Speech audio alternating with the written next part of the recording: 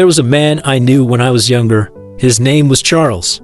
Back then, everyone knew him as the heart of every gathering.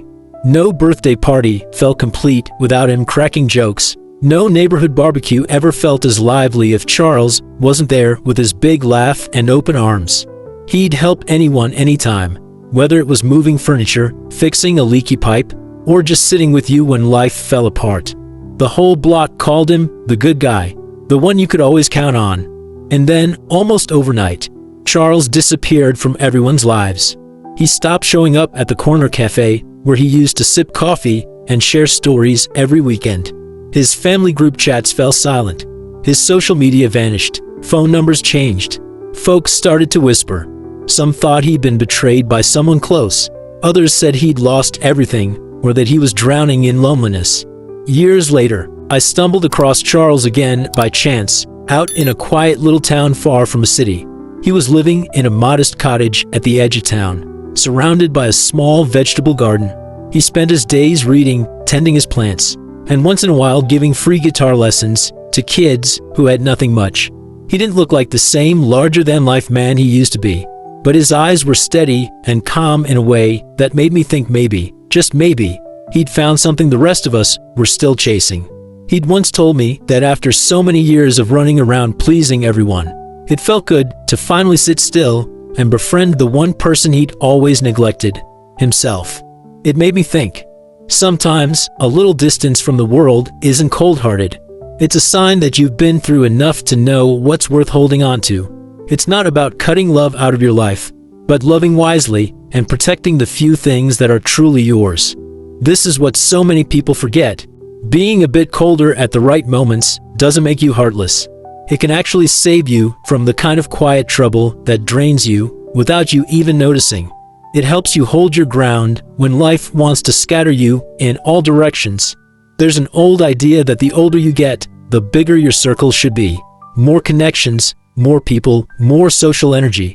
But the truth is, the opposite can be just as true. Too many people in your world can weigh you down like stones in your pockets. There was an old musician I once met. Folks in his prime called him Henry. Years ago, he was a familiar face on TV, showing up at music festivals and talk shows. He had more invitations than he could handle, endorsement deals, and a name that sold tickets. Then one day, he just stepped away. I visited him once in his wooden cabin tucked away in the hills. His place felt like stepping into another time. No computer, no smartphone, not even Wi-Fi. Just a battered old cassette player, a shelf of weathered books, and a guitar leaning against the wall. People used to ask him if he didn't feel left out living like that. But the truth was, Henry had spent so many years plugged into everyone else's demands that the only thing he really wanted was to hear his own thoughts again. He didn't need the crowd anymore. He needed the quiet. Every year, he'd disappear for months at a time, no announcement, no plan for anyone else. He'd spend those months reading, stretching his old bones in the fresh air, and putting new music on paper. To some, that made him seem cold, maybe even selfish. But for Henry, it was never about cutting the world out. It was about protecting his mind and soul from all the noise that didn't serve him anymore. When we're young, we measure our worth by how many people call us, how many friends we can gather around. But there comes a time when you realize that standing in a crowded room can feel lonelier than sitting alone in your kitchen, warm mug in hand, heart still and at ease. We hold on to empty conversations because we're afraid to let go. We drag our feet to parties we don't care about, answering messages that drain us, laughing at jokes that don't even reach our hearts. Why? Because we're terrified of being alone. But being alone isn't the enemy. Living a crowded life with no peace, that's what really eats you from the inside out. A good friend of mine, Patricia, knew that lesson the hard way.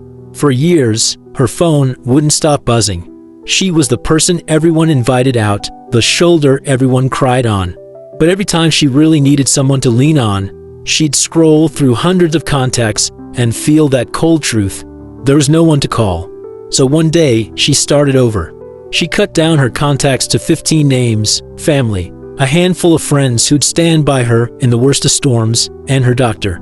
She told me life had never felt so light. It's not about shutting the door on the world out of bitterness. It's about shutting the door just enough to hear yourself think.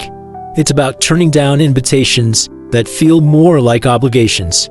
It's about letting your phone ring without guilt when you're reading a good book or tending your garden. It's leaving a group chat where the only thing people do is argue over things that never change. It's trusting that fewer connections can mean deeper ones. There's a kind of courage in doing less, in living smaller, in keeping your peace your own. That's what it means to be a little cold with yourself, not cold-hearted, but strong enough to prune away what isn't worth carrying. But it doesn't stop there. Because sometimes you have to be cold with other people too. You have to say no. And when you do, you have to stand by it. Take my Aunt Margaret, for example. She lived in a small town in Ohio all her life. One day, she sold an old piece of farmland that had been sitting idle for decades. Suddenly, relatives she hadn't heard from since she was a kid started showing up at her door.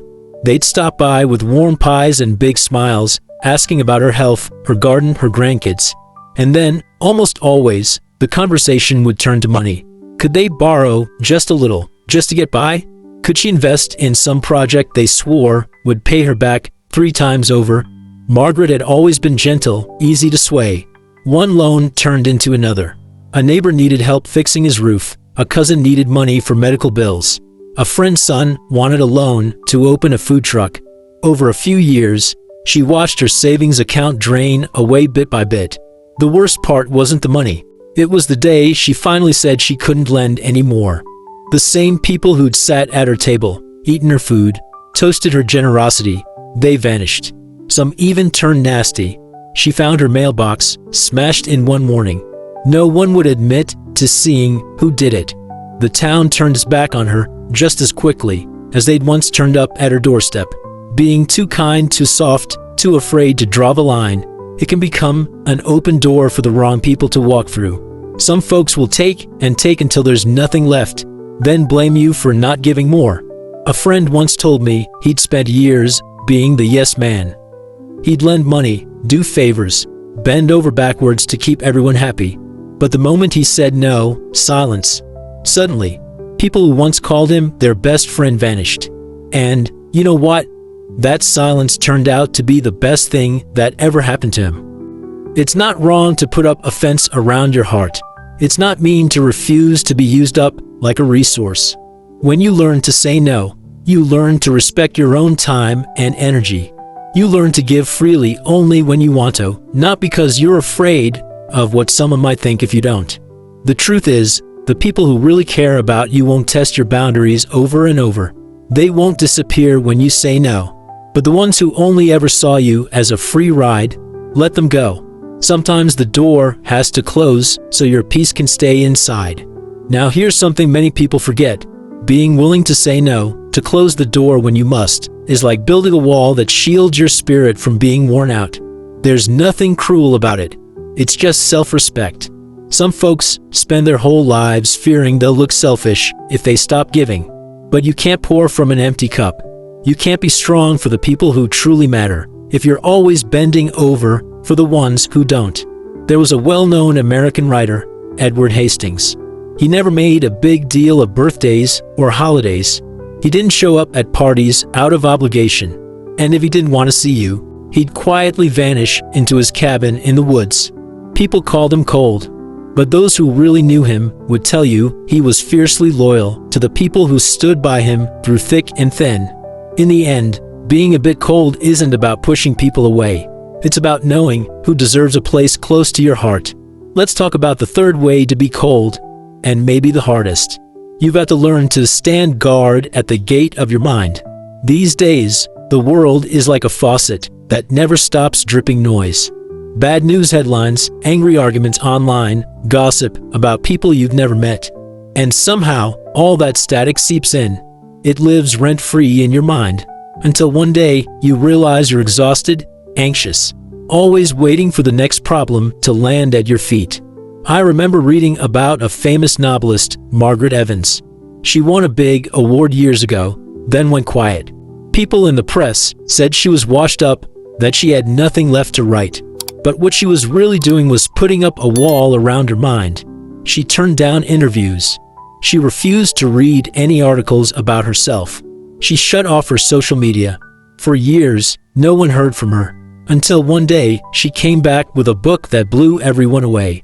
When they asked her why she stayed so silent, she just said she needed to protect her mind from all the noise so she could hear her own voice again. That's a lesson worth remembering.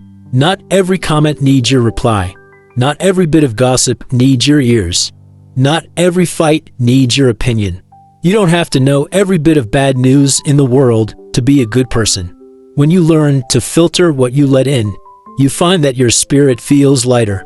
You see more clearly what truly matters. You remember what it's like to sit by your window in the morning with a cup of tea. No phone, no headlines, just your thoughts, your breath, the world outside. And when you do that, something beautiful happens.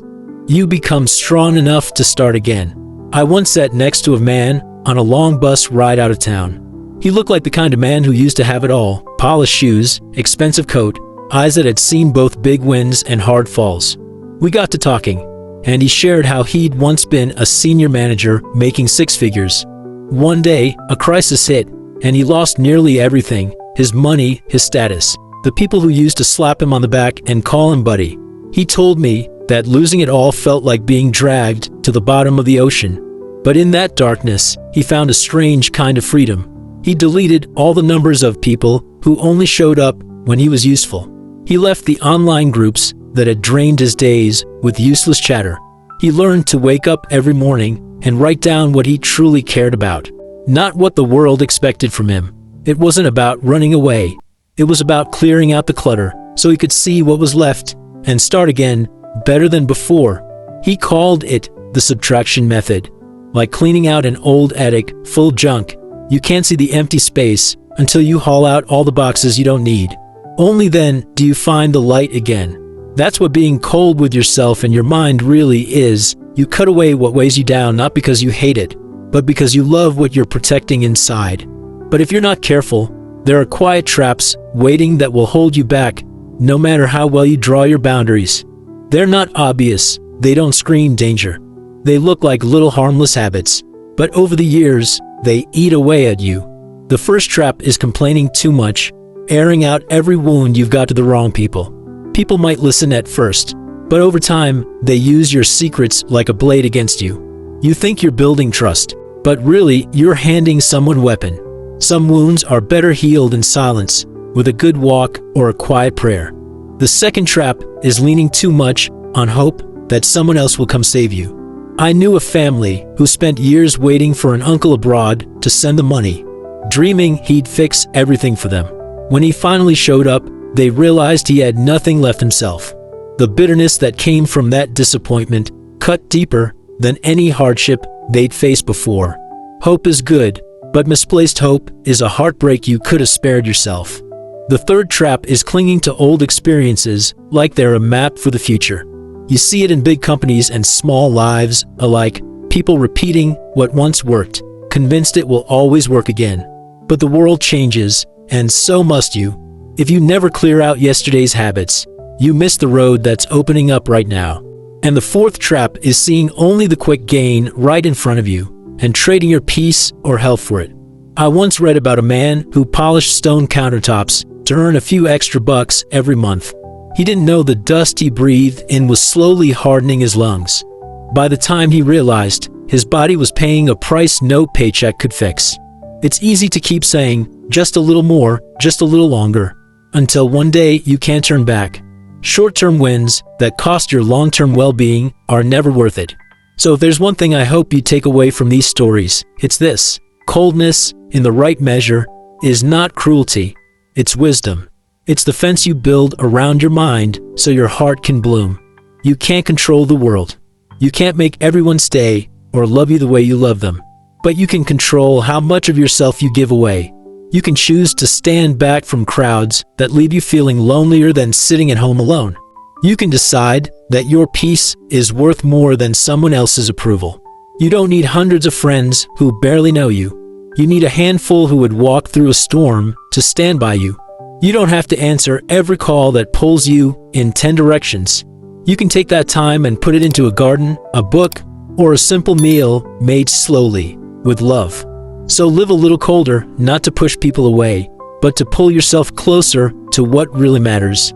Keep your spirit clean, your mind uncluttered. Make room for new beginnings. Make space for the version of yourself that you still have yet to meet. That's not cold, that's freedom, and you've earned it.